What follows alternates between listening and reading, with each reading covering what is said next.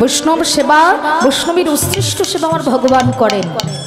তার প্রত্যক্ষ প্রমাণ মধুমঙ্গল নামে একজন ভক্ত ছিল এই রাখালদের মাঝে, সেই দিয়েছেন। সবচাইতে দুঃখী গরিব ছিল সুদামা, এটা আমরা সবাই জানি না।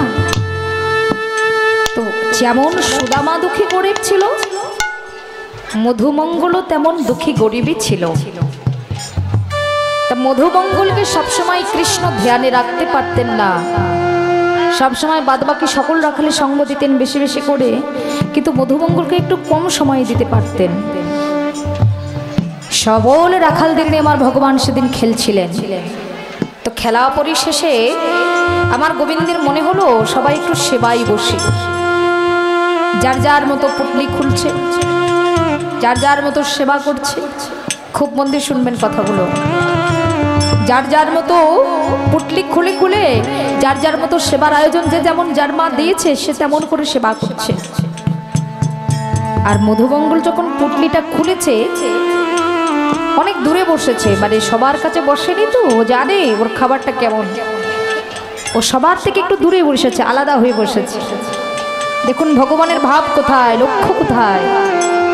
ভক্ত যেখানে দরিদ্র ভাব নিয়ে বসে থাকে সেখানেই আমার গোবিন্দের লক্ষ্য রাখে।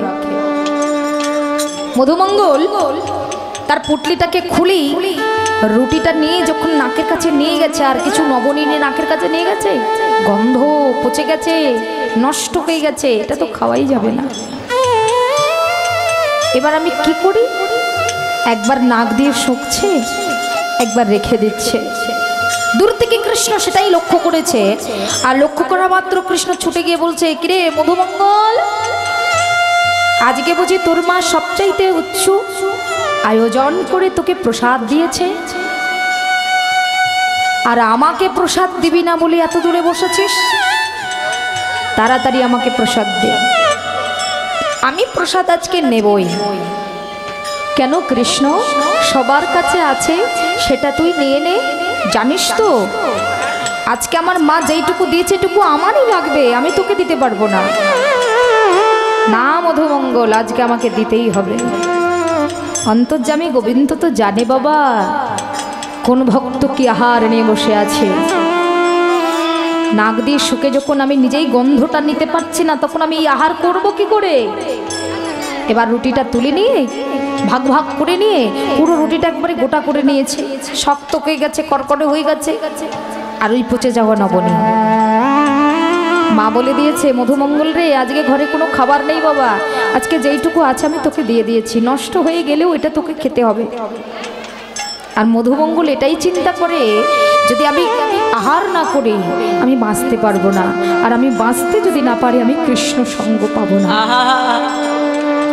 যে করেই হোক আমার ক্ষুধা নিবৃত্তি করার জন্য আমাকে এই নষ্ট হয়ে যাওয়া খাবারটাই খেতে হবে, যে করেই হোক। কিন্তু কৃষ্ণ যে চাইছে, আমি কি করে কৃষ্ণকে দেব? যে নষ্ট খাবারটা আমি নিজেই খেতে পারছি, এটা আমি আমার কৃষ্ণকে কি করে দেব? এবার তুলে নিয়ে রুটিটা পুরো একটা বড় গ্রাস করে মুখের ভেতরে দিয়ে দিয়েছে। কিরে মধুমঙ্গল, তুই আমাকে দিবি না? আরে মা যা স্বাদ করেছে, এই প্রসাদ যা সুন্দর হয়েছে, যা উচ্চ স্বাদে গন্ধে একেবারে একাকার। আরে কৃষ্ণ, এই স্বাদ আমি তোকে দিতে পারবো না, এত সুন্দর প্রসাদ আমি তোকে দেব না। দিবি না? ওটাই আমি নেব, আমাকে দিতেই হবে। এবার ওইটুকু যে মুখে দিয়েছে তাড়াতাড়ি করে গিলে নিয়েছে, অনেক কষ্ট করে গিলে নিয়েছে, কিন্তু বাদ বাকি যেইটুকু আছে এইটা পুটলি জড়িয়ে টড়িয়ে নিয়ে এবার ছুট দিয়েছে। কৃষ্ণ, আমি পালালে তো আমাকে ধরতে পারবি না। কিন্তু এই জীবনে কেউ কোনোদিন কৃষ্ণের থেকে পালিয়ে বাঁচতে পেরেছে? যত জোরে মধুমঙ্গল ছুটছে তত জোরে কৃষ্ণও ছুটছে। আর ছুটতে ছুটতে ছুটতে ছুটতে এক পর্যায়ে মধুমঙ্গল উচট খেয়ে পড়ে গেছে। আর যেই উচট খেয়ে পড়ে গেছে অমনি কৃষ্ণ গিয়ে তার পিঠে হাত দিয়ে তাকে তুলে ধরে, যত দূর হাত উঠেছে তত দূর হাত তুলে মধুমঙ্গলের গালে একটা চড় মেরে দিয়েছে। আর ওই যে মুখের ভেতরে রুটি আর নবনী দিয়েছিল, শুকনো রুটি নবনী, মুখে যখন থাপ্পড় দিয়েছে, চড় দিয়েছে, তখন ওই থাপ্পড় খেয়ে মুখ থেকে খাবারগুলো সব বেরিয়ে বুকের মধ্যে পড়ে গেছে। আর মধুমঙ্গল দাঁড়িয়ে দাঁড়িয়ে নয়নের জলে কাঁদছে। ওগো দয়াল ঠাকুর, তুমি কি জানো না, জানো না যে খাবারটা আমি নিজেই খেতে পারছি না, সেটা আমি আমার প্রাণ প্রিয় সখা কানাইকে কি করে দিতে পারি? যদি কেউ কোনো ভালোবাসার মানুষকে অন্তর দিয়ে ভালোবাসে, সে কখনো তাকে ছাড়া কিছু খেতে পারে না। আমার প্রতিদিন ইচ্ছে করে আমি আমার কৃষ্ণকে অনেক সেবা দিই, কিন্তু কানাই রে, এ জগতে কি তুই আমার সামর্থ্য তেমন দিয়েছিস বল? এবার কৃষ্ণকে ছুটতে দেখে সবাই ছুটে ছুটে সেখানে গেছে, গিয়ে দেখছে মধুমঙ্গলকে মেরেছে। মধুমঙ্গল কাঁদছে, আমি মেরেছি বলে কাঁদছিস? সখা, তুই কি করে পারলি সখা? তুই আমাকে না দিয়ে কি করে পারলি নিজে নিজে সেবা করে নিতে? তুই জানিস না আমি সবার কাছ থেকে প্রসাদ নিয়ে নিয়ে খাই? আরে মধুমঙ্গল, আমার চড় খেয়ে তোর খুব লেগেছে তো, সেটা আমি পরে দেখব, কিন্তু আমি তোর প্রসাদ আগে পাবো। প্রসাদ তো নেই, সব আমি খেয়ে নিয়েছিলাম। কিন্তু ওরে মধুমঙ্গল, এই যে চড় খেয়েছিস, থাপ্পড় খেয়েছিস, মুখ থেকে উগলে দিয়েছিস, ওই প্রসাদই আজ আমি সেবাই পাবো। কৃষ্ণ আমার মধুমঙ্গলের অঙ্গ, নিজ জিহ্বা দিয়ে চেটে চেটে ওই প্রসাদগুলো সেবা করে। আর গোবিন্দ বলে, মধুমঙ্গল দে, এ জগতে আমার এমন প্রসাদ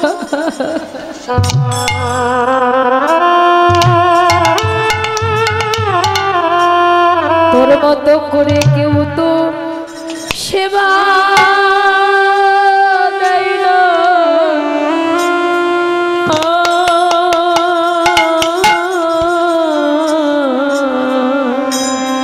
তোর মতো করে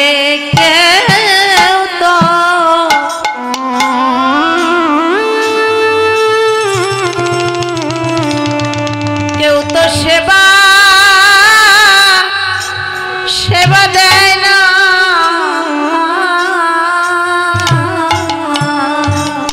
এই যে আমি পরম প্রসাদ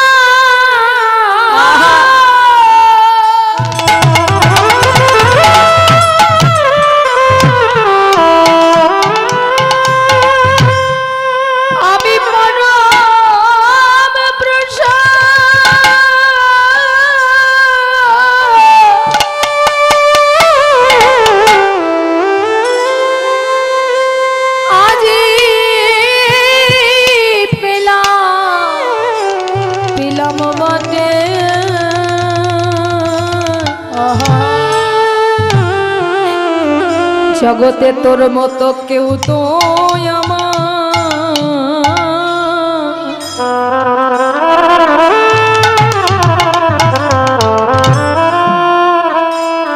ওরে সেবা দেয় না।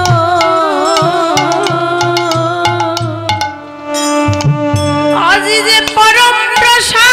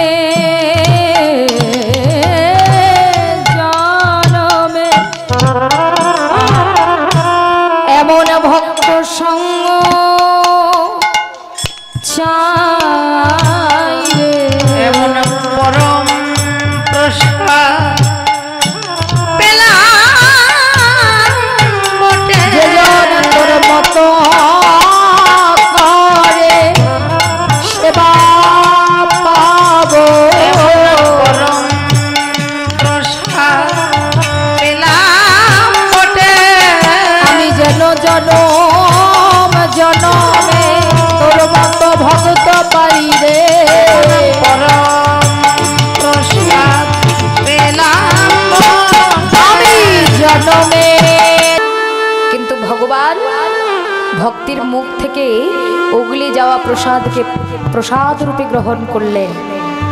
তা গোবিন্দকে যারা প্রত্যক্ষ ভালোবাসে তার কাছে কি করে গোবিন্দ সেবা নেবে এটা আপনি নিজেও কখনো অনুমান করতে পারবেন না। কখন গোবিন্দ এসে আপনার কাছে প্রসাদ চাইবে আপনি বুঝতেই পারবেন না, কারণ ভক্তি প্রেম অনুরাগ যার ভেতরে থাকে তার কাছে স্বয়ং গোবিন্দই ছুটে যায় কেবল একটু প্রসাদ পাওয়ার নিমিত্তে। আপনি খেতে বসেছেন, একটা পাগল এসে আপনার কাছে প্রসাদ চাইছে, অর্থাৎ ওটাই গোবিন্দ স্বরূপ হয়ে এসেছে?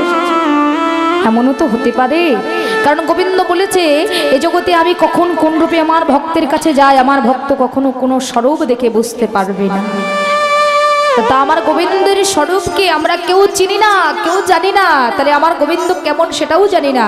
তাই পাশে যারা আছে তাদের পদধূলা নিয়ে এই কৃপা অর্জন করে যেন গোবিন্দের কৃপাটিকে আমরা লাভ করতে পারি।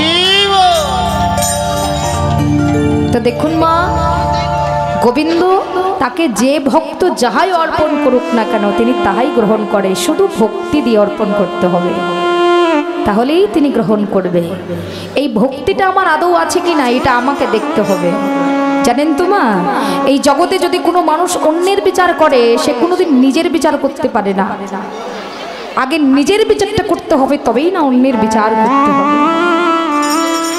জাগতিক জগৎটা কেমন জানেন তো, বড় স্বার্থের জগৎ।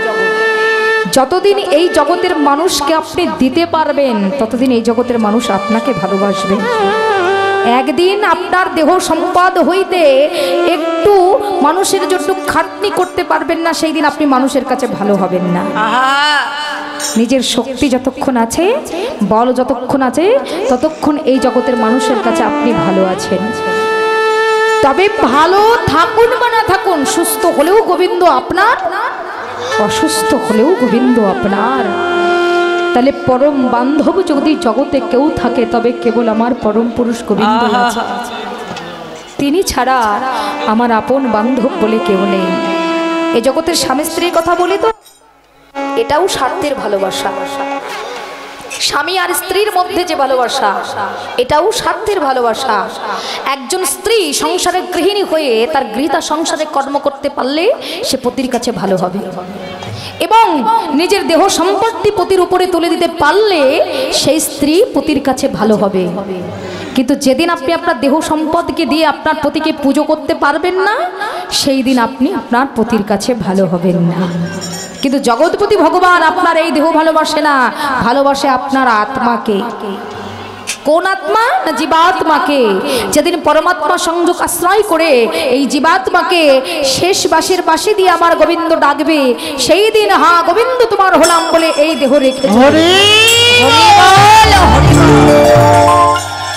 সংসার বলুন, স্বামী বলুন, পুত্র বলুন, পরিবার বলুন, স্বার্থের ভালোবাসা সবাই বাসবে, কিন্তু বিনা স্বার্থে কেবল আমার গোবিন্দই ভালোবাসে। না সন্তান, না স্বামী, না পরিবারের বাবা মা আত্মীয় স্বজন বন্ধু বান্ধব কেউ নেই, আমার বলে কেউ নেই। স্বার্থের জায়গায় সবাই আছে, বিনা স্বার্থে কেউ নেই। সুখ শান্তির অবশ্য শিরোমণি ভগবান আমার, তিনি যেমন আমাকে ভালো রাখেন তেমনি আমার দুঃখেরও সাথী হন। কারোর কাছে দুঃখ আপনি বলতে না পারলেও গোবিন্দের কাছে যদি বলতে পারেন আপনার শান্তি মিলবে। সারাদিন ধরে কোনো মানুষ মিলেন না মনের কথা বলবার, একটু আসনে বসে তাকে পুজো করতে করতে, একটু গীতার অমৃতবাণী পাঠ করতে করতে তাকে যদি আপনি অশ্রু জলে নিবেদন করেন, দেখবেন কিছুক্ষণ পর আপনার অনেক শান্তি মিলেছে অন্তরে। আর কোথাও এই শান্তি পাওয়া যায় না মা, যেটা ভক্তিতে পাওয়া যায় সেই শান্তি এই জাগতিক জগতের মাঝে আর আপনি আমি কোথাও। আত্মেন্দ্রিয় প্রতিবাঞ্ছা তারে বলে কাম, কৃষ্ণেন্দ্রিয় প্রীতি ইচ্ছা ধরে প্রেম নাম। যারা নিজের আত্মার সুখের জন্য কেবল ভগবানকে ভালোবাসে তাকে কামনা বলা হয়ে থাকে, আর যারা আত্মার সুখকে পরিত্যাগ করে কেবল কৃষ্ণ সুখেই সুখী হয়ে থাকে, অর্থাৎ সমস্ত কিছু পরিত্যাগ করে গোবিন্দের চরণকে ভজন করে, তাদের প্রেম আমার গোবিন্দ নিজের চরণে গ্রহণ করে। আমরা সবসময় গোবিন্দের কাছে সুখ চাই না, নিজের সুখ যারা চাই তারা কামনাই করি, প্রেম করি না। প্রেম কি বস্তু জানেন তো? এই যে মায়েরা, এখানে অনেক ইয়াং জেনারেশন দাদারা আছে, ভাইরা আছে, বোনরা আছে, দিদিরা আছে। আপনারা প্রেম মানে কি বোঝেন তো? হ্যাঁ, প্রেম কাকে বলে আপনারা বোঝেন? কেন মেসেঞ্জারে হয় না, এইটা হয় না, ঠুমকো প্রেম, যেটা পাওয়ার পর সব শেষ। হরি হরি বল। জাগতিক জগতের মানুষ প্রেম করে, এটাকে আবার প্রেম উপাধি দিয়েছে, এটাকে প্রেম বলা হয় না। একসঙ্গে বসতি করাকে ভালোবাসা বলা হয়, প্রেম বলা হয় না। প্রেম কার সঙ্গে হয়? না গোবিন্দের সঙ্গে হয়। যেখানে না পাওয়ার বেদনা সর্বদাই অনুরাগে অশ্রু জলে কাদায়, তাকেই কেবল প্রেম বলা হয়। প্রেম এত সহজ নয়, প্রেম এত সহজ নয়। আর প্রেম তাকেই বলা হয় যেখানে কোনো কামনার আশ্রয় হয় না, যেখানে চাওয়া পাওয়া থাকে না, সেটাকেই প্রেম বলা হয়। আর যেটার ভেতরে চাওয়া পাওয়া আছে ওটাকে কাম বলা হয়, প্রেম বলা হয় না। কেবল মোহ থেকে আমরা একজন আরেকজনের প্রতি আসক্ত হয়ে যাই, মোহ থেকে। আর মোহ যখন কেটে যায় তখন আসক্তিও ভেঙে যায়। তাহলে কি হলো? মোহ কেটে গেলে আসক্তি ভেঙে যায়, তার মানে এটা প্রেম নয়, এটা কামনাই হয়। আর কাম দেখে কখনো ভগবানকে ভজন করা যায় না। তাহলে ভগবানকে ভজন করতে হলে বাবা কি করতে হবে? কামকে ত্যাগ করতে হবে। তো কামকে ছাড়া কি আমরা থাকতে পারবো? এটাও ভগবান বলেছে, কাম না থাকলে প্রেম কি করে হবে? এই কাম কোথায় থাকবে? না কৃষ্ণের চরণে। আর ক্রোধ যাবে কোথায়? সাধুগুরু বৈষ্ণবের সঙ্গে। লোভ যাবে কোথায়? হরি নামের মাঝে। নাম করতে করতে ভক্ত মোহ হবে, নামেরই মদ জীবে পান করবে, এ নামে মত্ত হয়ে যাবে প্রেমানন্দে হরি হরি। তবেই না আপনার পাঁচটি প্রেমের দায় হবে। প্রেম কি কি? শান্ত, দাস্য, সখ্য, বাৎসল্য আর মধুর। শান্তরূপী কর্ণেতে চৈতন্য গোসাই হই সাবধান, চক্ষুদে কালাচাঁদে দাস্যরূপী করে ধ্যান, নাসিকাতে নিত্যানন্দ, সখ্যরূপী মধু করে পান, আলা জিহ্বায় সরস্বতী বাৎসল্য প্রেমে দেয় তার যোগান। প্রেমানন্দে লীলা রস মাধুরী, মধুর মধুর রূপে ভক্তগণ হরি হরি বলে বলে। এই কর্ণ, এটাকে প্রেমের বাঁধনে বাঁধুন, তাহলে আপনি হরিনাম শুনতে পাবেন। এই নয়নকে প্রেম দিন, গোবিন্দ চরণে আপনার অশ্রু জল পড়বে। আপনি সারা দিন ধরে যদি গঙ্গা জল দিয়ে গোবিন্দকে সেবা দেন, গোবিন্দ সন্তুষ্ট নাও হতে পারে। গোবিন্দ বলেছে, যা আছে বিশ্ব ব্রহ্মাণ্ডে তা তোমার দেহ মাঝে, এই ক্ষুদ্র দেহ হইতে একটুকু যদি গঙ্গার জল তুমি আমাকে দিতে পারো, সেই সেবায় আমি তোমার কাছে সন্তুষ্ট থাকবো। তাহলে আমাদের কাছে গোবিন্দ কি চায়? অনেক কিছু চায়, ধন, ঐশ্বর্য, বাড়ি গাড়ি, অর্থ না। যা আছে তা তোমার কাছে আছে, ওইটুকু দিলেই আমি সন্তুষ্ট। নয়ন গঙ্গার জলে তুমি আমাকে সেবা দাও, আর করণ কোহরে তুমি আমার হরিনামের সেবা দাও। বদন ভরে হরিনাম করো, আর হৃদয়ে সর্বদা রাধা রাধা নাম, কৃষ্ণ কৃষ্ণ নাম।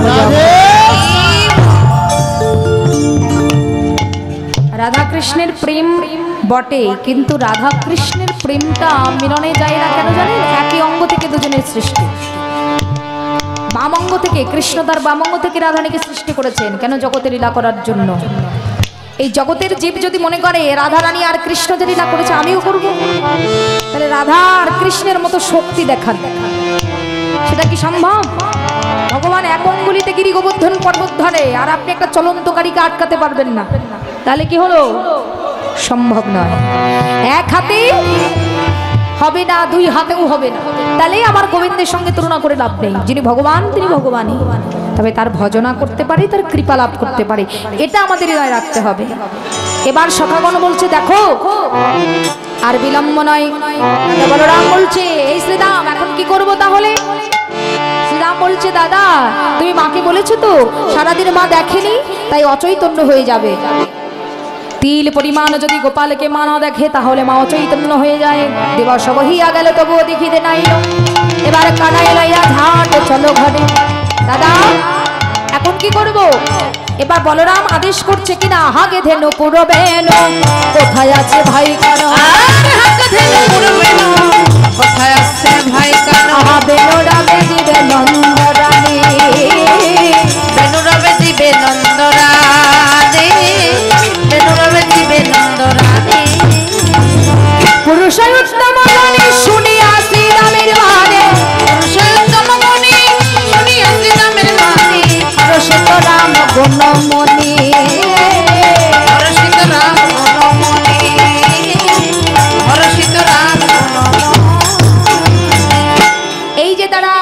করে দিয়েছে ডাকা ধেনুবৎসদের।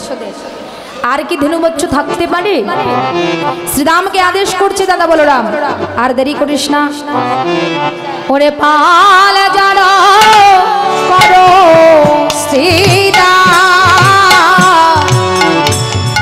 শান দেহ সিংহা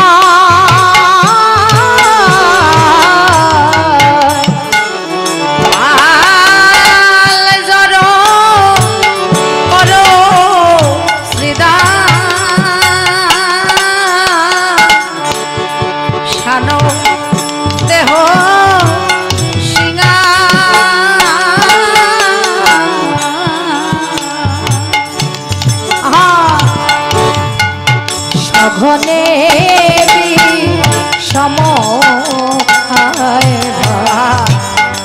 আমার নাম করে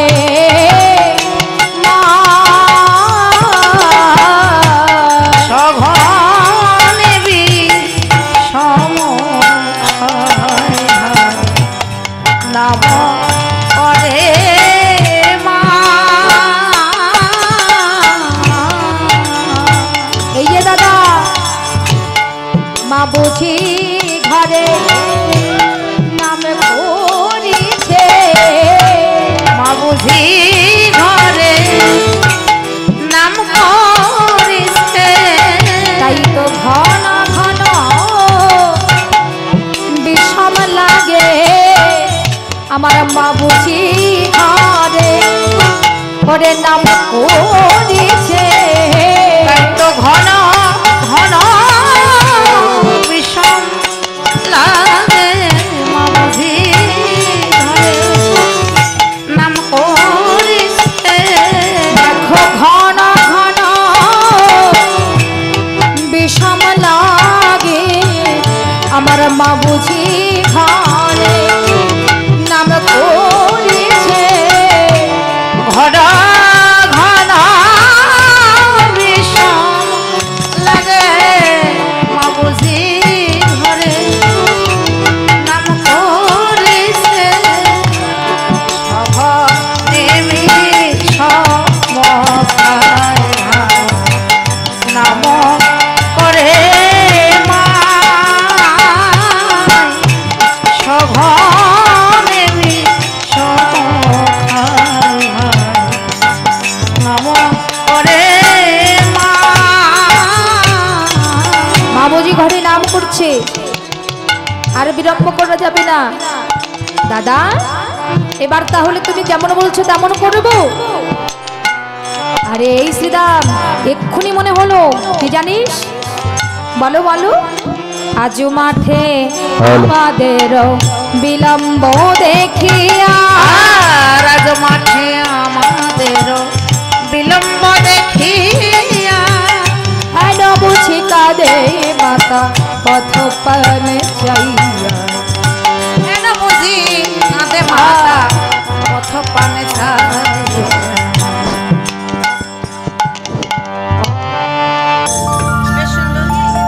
জয় রাধে।